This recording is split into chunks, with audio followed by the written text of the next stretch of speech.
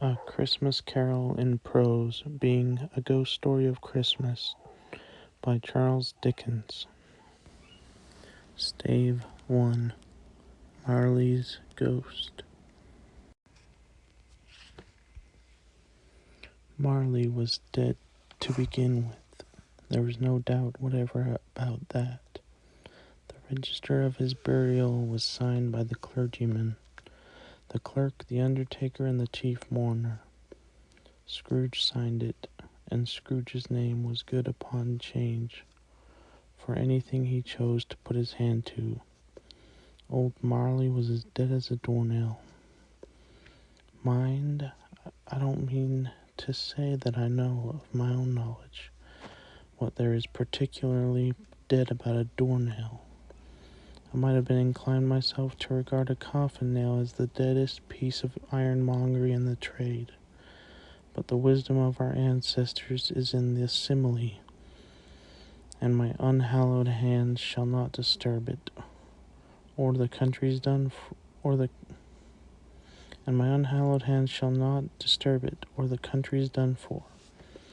You will therefore permit me to repeat emphatically that Marley was as dead as a doornail. Scrooge knew he was dead. Of course he did. How could it be otherwise? Scrooge and he were partners for I don't know how many years. Scrooge was his sole executor, his sole administrator, his sole assign, his sole residuary legatee, his sole friend and sole mourner, and even Scrooge was not so dreadfully cut up by this sad event, but that he was an excellent man of business on the very day of the funeral, and solemnized it with an undoubted bargain. The mention of Marley's funeral brings me back to the point I started from. There is no doubt that Marley was dead. This must be distinctly understood, or nothing wonderful can come of the story I am going to relate. If we were not perfectly convinced that Hamlet's father died before the play began, there would be nothing more remarkable in his taking a stroll at night in an easterly wind upon his own ramparts than there would be in any other middle-aged gentleman rashly turning out after dark in a breezy spot, say St. Paul's churchyard, for instance, literally to astonish his son's weak mind.